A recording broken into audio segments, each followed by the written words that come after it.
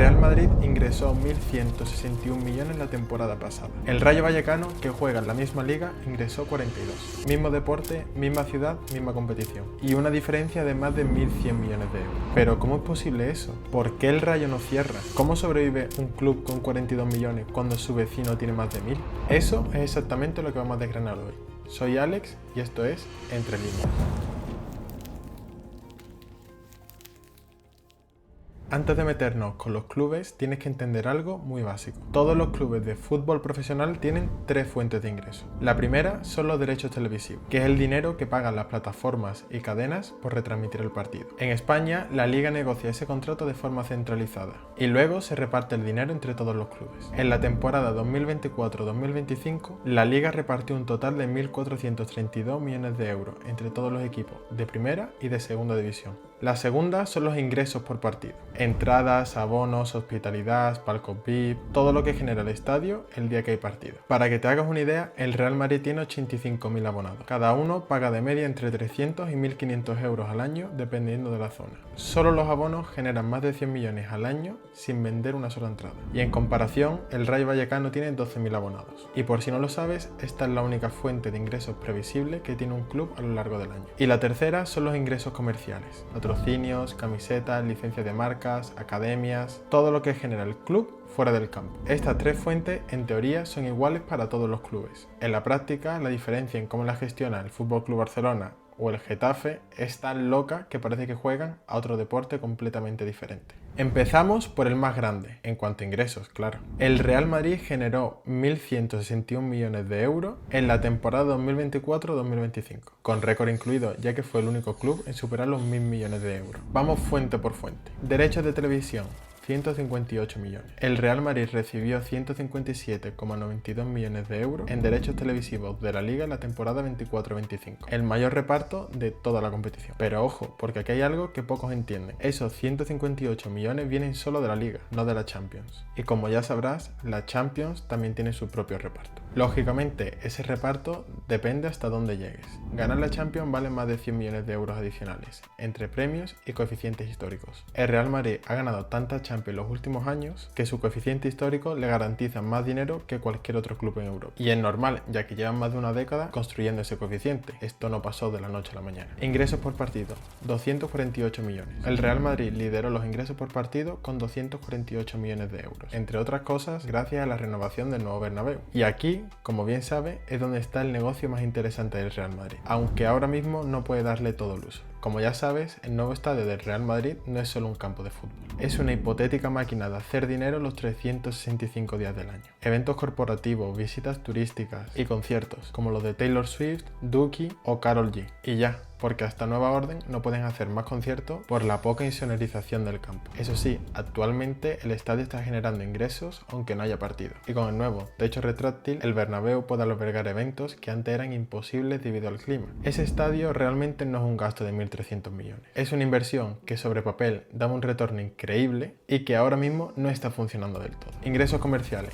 594 millones. Los ingresos comerciales del Real Madrid crecieron un 23%, llegando hasta los 594 millones de euros, compensando así la caída en ingresos por partido. 594 millones de euros solo en comercial. Para que te hagas una idea de lo que es ese número, es más del dinero que ingresan la mayoría de clubes de Europa. El Real Madrid tiene acuerdo con Adidas, con Emirates, con HP, con Audi y con decenas de partners globales que pagan por asociar su marca al club más conocido del mundo. Y eso no para de crecer, ya que el Madrid tiene presencia en mercados donde otros clubes europeos ni existen, como Asia, América Latina, Oriente Medio. Cuando el Madrid hace una gira de pretemporada en Japón o en Estados Unidos, no lo hace solo por amor al arte. Lo hacen porque cada aparición televisiva activan contratos que valen decenas de millones. El Barça es el segundo club con más ingresos, pero su historia reciente hace que sea mucho más interesante que el Real Madrid, ya que vienen de tocar fondo. Hace simplemente 3 años el Barça estaba tan mal económicamente que no podían ni inscribir jugadores a la liga. Debían más de 1.000 millones de euros y Laporta tuvo que inventarse un término llamado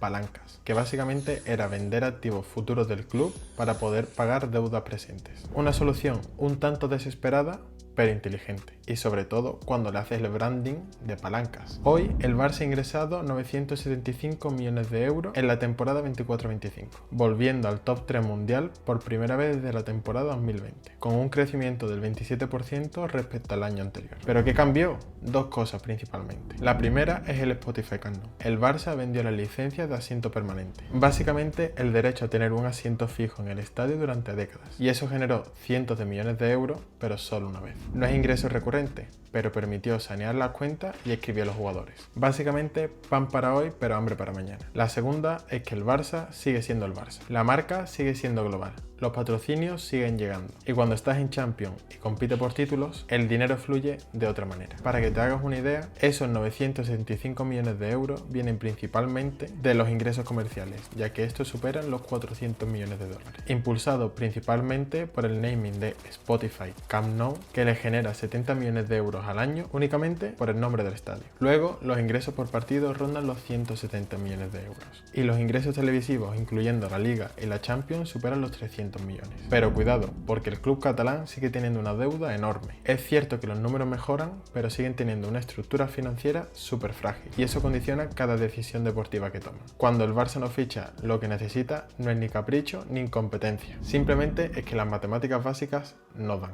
El Atlético de Madrid es el caso más interesante de los tres grandes clubes españoles, ya que es el club que mejor ha gestionado la brecha. El Atlético ingresó 493 millones de dólares en la temporada 24-25, creciendo un 11% respecto a la temporada anterior. Pero lo relevante no es ese número, es cómo llegaron aquí. El Atlético hace 15 años era un club mediano, con un estadio viejo, con deudas considerables y una distancia enorme con Madrid y Barça. Simeone, su entrenador, llegó en 2011 y desde entonces ganaron la Liga 2014, llegaron a 2 finales de Champions, aunque por desgracia no ganaron ninguna. Pero en este proceso algo cambió y el Atlético se convirtió en una marca global. Su estadio, actualmente Riyadh Air Metropolitano, aunque para mí siempre fue el Wanda Metropolitano, fue clave. Un estadio nuevo, moderno, con mayor capacidad y mayor hospitalidad. Y esto hizo que los ingresos por partido aumentasen de forma inmediata. Aunque eso sí, lo más inteligente que hizo el Atlético de Madrid fue el mercado de fichajes. Compraron a jugadores jóvenes baratos, los desarrollaron y los vendieron por fortunas. Y aquí te puedes encontrar el caso Griezmann,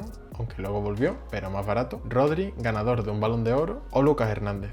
El Atlético consiguió su capacidad de desarrollo de talento en una fuente de ingresos. La brecha con Madrid y Barça sigue siendo enorme, y aunque muchas personas critican su gestión, el Atlético ha demostrado que puede competir deportivamente, posicionándose en tercer lugar en ingresos. Y eso, quieras o no, dice muchísimo de la gestión. Y aquí es donde el vídeo realmente se pone interesante, porque hasta ahora hemos hablado de clubes que mueven cientos de millones de euros, pero la Liga tiene 20 equipos y los otros 17 viven una realidad completamente distinta.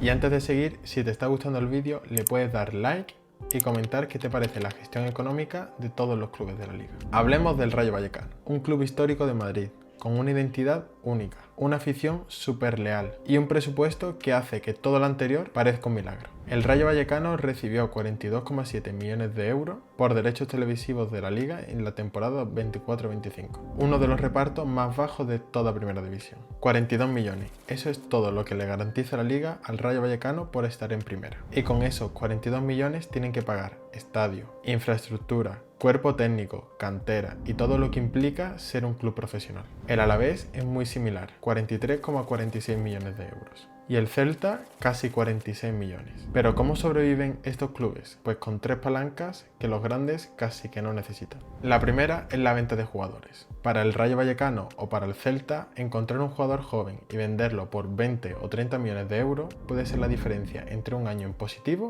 o en negativo. Y esto no es un extra como en el Atlético de Madrid, es algo que necesitan. La segunda es la gestión salarial. Estos clubes no pueden competir en salario contra los grandes, así que tienen que ser hiperinteligentes en la gestión de su plantilla. Fichajes libres, cedidos con opción a compra o incluso futbolistas veteranos que deciden rebajarse el sueldo para seguir jugando en Primera División. Esto es un puzzle constante. Y la tercera es la supervivencia en Primera División. Y esto es clave, ya que la diferencia entre Primera División y Segunda no son solo esos 40 millones de euros. Es todo lo que viene detrás. Patrocinios, visibilidad, valor de mercado, capacidad de atraer a nuevos jugadores. Para estos clubes, el descenso no es solo un fracaso deportivo, es una crisis financiera que puede tardar años en solventarse y que en algunos casos ha hecho que clubes desaparezcan. Un claro ejemplo para ver qué pasa cuando un club pierde esa plaza en primera división es el Deportivo de La Coruña, que llegó a jugar semifinales de la Champions League y hace 3 años estaba en Primera Ref, la tercera división del fútbol español. Una cosa en la que me gustaría hacer doble clic es que entre Madrid, Barça y Atlético se reparten el 33% de ingresos televisivos, un tercio del pastel para 3 clubes de los 20 y los otros 17 se reparten lo que queda. Eso lógicamente no es un accidente, es una estructura que beneficia a los grandes y que hace casi imposible que otros clubes puedan competir contra ellos.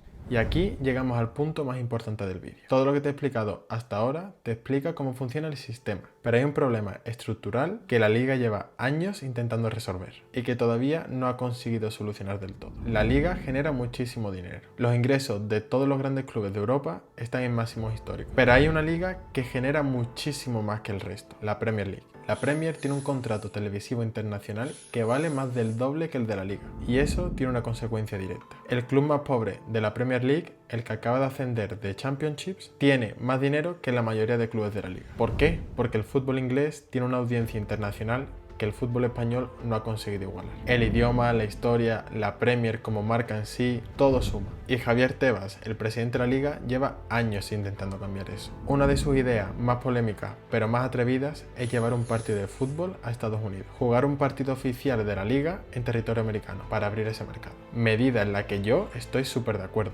Pero los clubes se opusieron, los sindicatos de jugadores se opusieron, la FIFA se opuso y el proyecto se frenó. Pero el problema que se intentaba resolver sigue ahí. La liga tiene que crecer internacionalmente si quiere reducir su brecha con la Premier.